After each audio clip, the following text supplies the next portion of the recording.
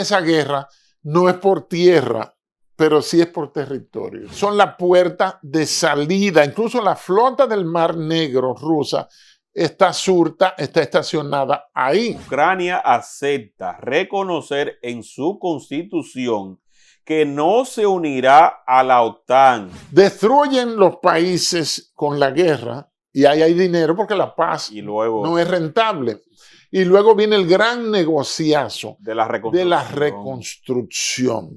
Amigos, bienvenidos a otra entrega con alguien que es parte de nuestra casa, el general Damián Arias Matos. Él conoce a fondo el contexto internacional y casi se está logrando la paz entre Rusia y Ucrania.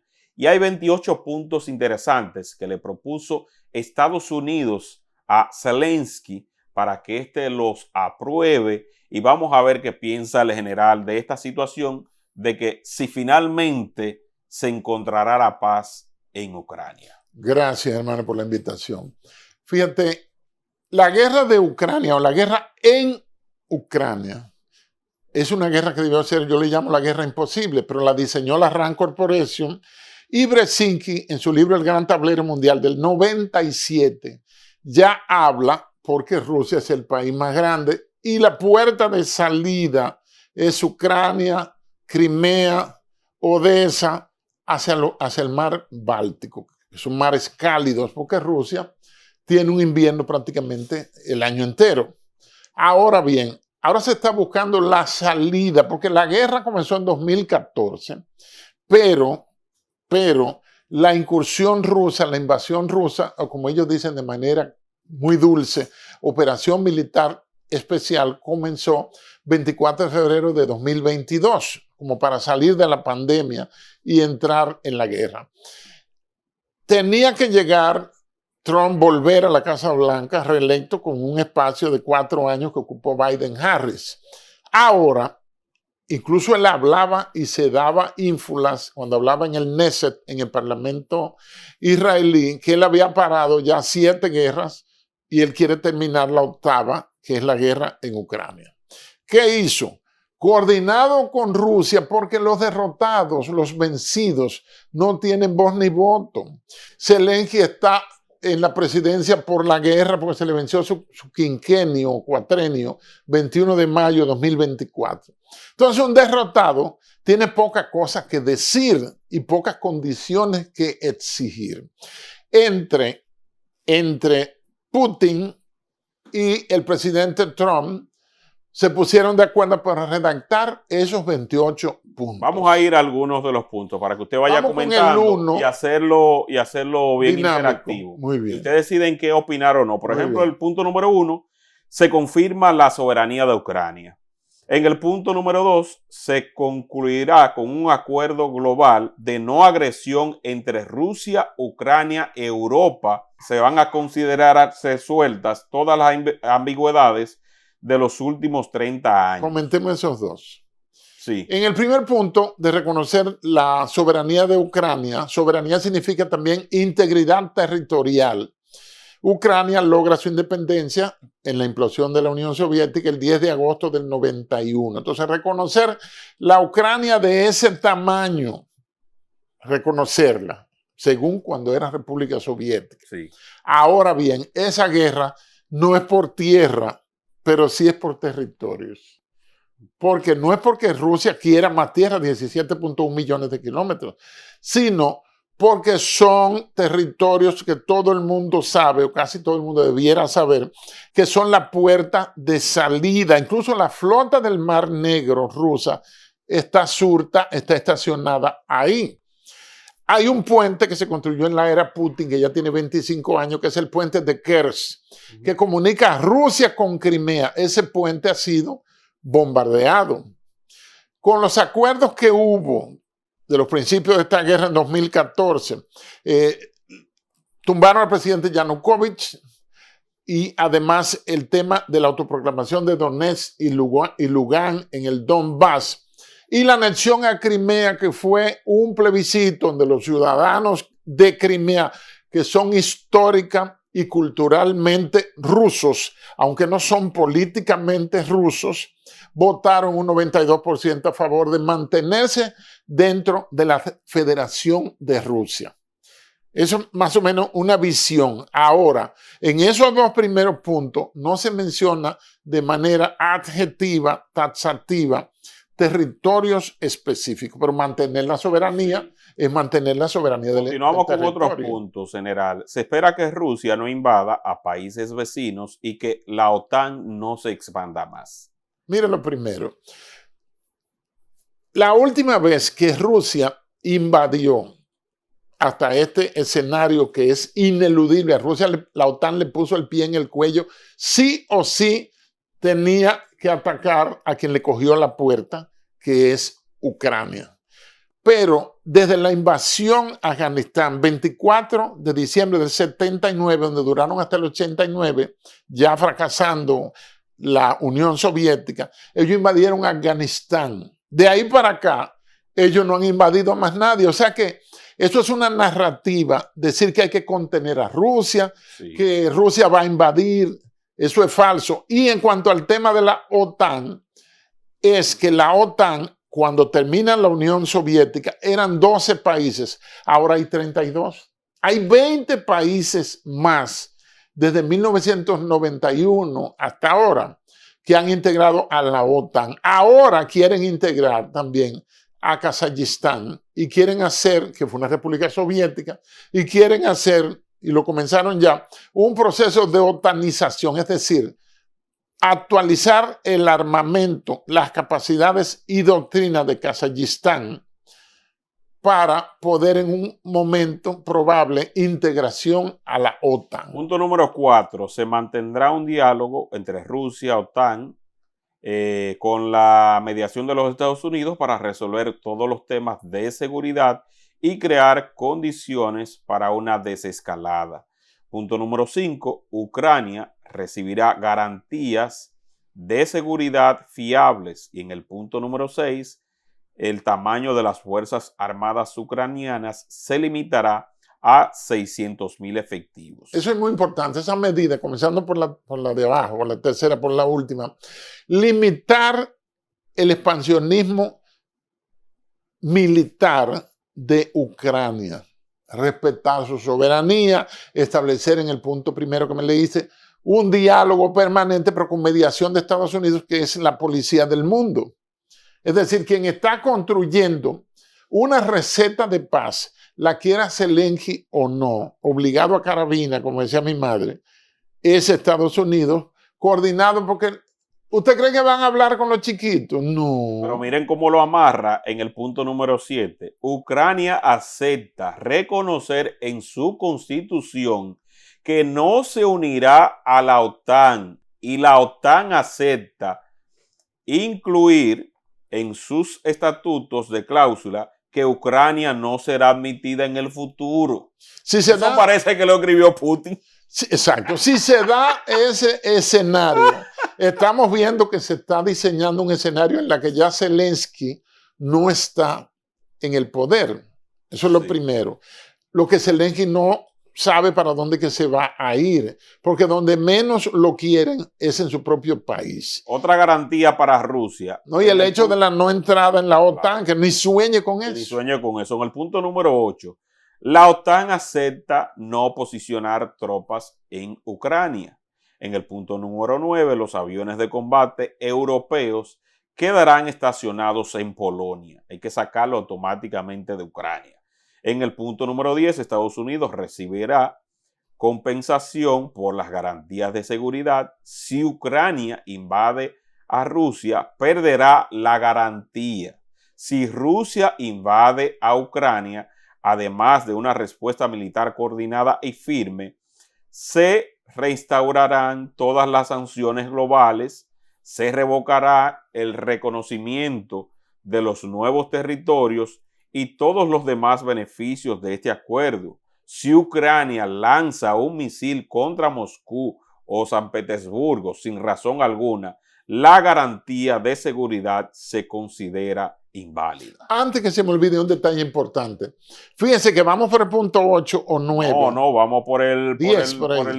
Y todavía no aparece mencionando Unión Europea. Fíjate que Polonia es un país de una gran importancia. Incluso la partición de Polonia en el 39 por los acuerdos Ribbentrop y Molotov, en el que Rusia o Unión Soviética y Alemania nazi se dividen a Polonia. Polonia es enemigo histórico medular, tiene como una inquina contra Rusia. Entonces esos aviones, ¿de dónde van? Los retiran de Ucrania porque no deben estar en un país que no es Estado miembro de la OTAN, y lo llevan a Polonia, que es una de las fronteras con Rusia. Lo que están diciendo es que ni Ucrania deba tener hostilidad con Rusia, ni Rusia tampoco ninguna iniciativa de una escalada contra Ucrania. En el punto número 12, un potente paquete global de medidas para reconstruir a Ucrania. Ahí viene el dinero. Incluyendo un fondo de creación de desarrollo de Ucrania, la reconstrucción de infraestructuras gigantescas gasísticas de Ucrania, la rehabilitación de áreas dañadas por la guerra, el desarrollo de una nueva estructura y la reanudación de la extracción de recursos minerales y naturales, todo el paquete especial de financiación elaborado por el Banco Mundial. Ese es el punto número 12. En el punto 13, Rusia volverá a formar parte de la economía global con sus conversaciones sobre el levantamiento de sanciones, la reintegración al grupo G8 y la firma de un acuerdo de cooperación económica a largo plazo con los Estados Unidos. Hay una hermandad ahí, el punto número 13. Cualquiera se sorprende de la injusticia y moralidad de las guerras. Destruyen los países con la guerra y ahí hay dinero porque la paz no es rentable. Y luego viene el gran negociazo de la reconstrucción. Y sobre todo el aprovechamiento de esos minerales. Entonces, esos estados que están invirtiendo y están mediados ahí, Rusia va a tener su porción del pastel. Estados Unidos su porción del pastel también. Pero mire eso que usted dice, que concuerda con el punto 14. Parece que usted lo leyó. Y dice aquí, se invertirán $100,000 millones en activos congelados rusos en iniciativas lideradas por Estados Unidos para reconstruir e invertir en Ucrania, con Estados Unidos recibiendo el 50% de los beneficios de esta operación. Oiga. Europa añadiría, porque le sacan a esos tontos útiles del comunismo, $100,000 millones para incrementar el monto de la inversión disponible para la reconstrucción de Ucrania. Pero el dinero lo va a poner Rusia. Claro. Dice los activos pero congelados. También le van a sacar $100,000 millones a la Unión Europea. Y me llamó la atención. Y que Estados Unidos se queda con el 50% de lo que ponga Rusia. Me llamó la atención que le prometen la reconexión con el SWIFT, el Sistema Internacional de Pago Interbancario. Para que vuelva de nuevo a buscar su dinero. Porque ellos inventaron el MIR obligatoriamente. Sería reconectarla nuevamente con la City de Londres, donde está el cerebro geoeconómico global, está ahí. O sea, que vuelva al sistema. En el punto número 15 se establecerá un grupo de trabajo conjunto ruso-estadounidense sobre temas de seguridad para promocionar y garantizar el cumplimiento de todas las cláusulas de este acuerdo. En el punto 16, Rusia acogerá en su legislación su política de no agresión hacia Europa e Ucrania. En el punto 17, Estados Unidos y Rusia acordarán extender la validez de los tratados de no proliferación y el control de armas nucleares, incluyendo el tratado START 1. En el 18, Ucrania acepta ser un estado no nuclear de acuerdo con el tratado de no proliferación de armas nucleares. En el 19, la central nuclear de Zaporilla se reactivará bajo la supervisión del Organismo Internacional de Energía Atómica y electricidad producida, la que se produzca allí, se distribuirá de forma equitativa, como si fueran hermanos, entre Rusia y Ucrania. En el punto número 20, que vamos avanzando, para que usted también me diga qué considera por allí, ambos países se comprometen a implementar programas educativos en las escuelas y la sociedad destinados a promover el entendimiento y la tolerancia. Pero deben en Ucrania quitar esos decretos de Zelensky prohibiendo el ruso. Sí. Zelensky aprendió a hablar ucraniano, que es un dialecto ruso, cuando estaba en campaña. Sí. Mire qué maravilla de la geopolítica. Qué barbaridad. Entonces, en el punto 21, Crimea, Languas y Donetsk serán reconocidos de facto como rusos, incluso por Estados Unidos. Jersón y Zaporilla quedarán congelados en la línea de contacto. Lo que dice aquí, lo que comporta un reconocimiento de facto a esta línea de contacto. En el punto 22 indica lo siguiente, que tras ponerse de acuerdo sobre futuras disposiciones territoriales, tanto la Federación Rusa como Ucrania se comprometen a no cambiar estas disposiciones por la fuerza. Ninguna garantía de seguridad se aplica si se rompe con este compromiso. En el punto 23, Rusia no evitará que Ucrania se sirva del río Dnieper, sí, pero está con una de adelante. Dnieper, para sus actividades comerciales, y se alcanzarán acuerdos sobre el libre transporte de grano en el Mar Negro. En el 24 se establecerá un comité humanitario para resolver los intercambios de prisioneros. Y entonces, en el 25, Ucrania debe celebrar elecciones. Lo estaba esperando. De 100 días. Yo estaba esperando ese punto, José.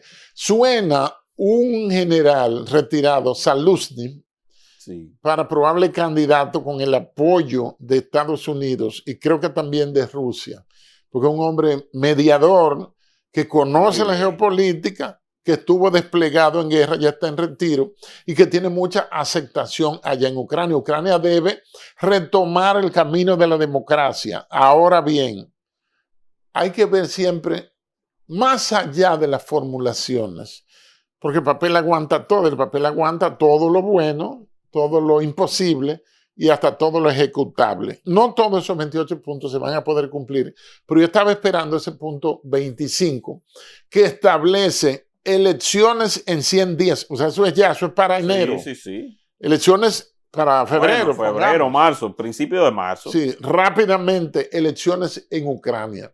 Ahora hay que ver el pasivo humano, el pasivo social y la herida histórica, que yo creo que será irreconciliable, entre la Federación Rusa y su madre histórica, que es Ucrania, porque la primera ciudad rusa es Kiev.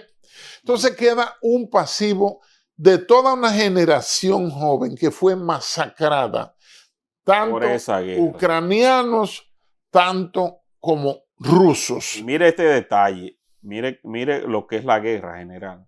En el punto 26, todas las partes involucradas en este conflicto recibirán una amnistía completa por sus acciones durante la guerra y aceptan no hacer ninguna reclamación ni demandas, considerar queja en el futuro. Ni demandas ni procesamiento. O sea, ya lo que pasó en guerra se quedó en guerra. 0 tribunales.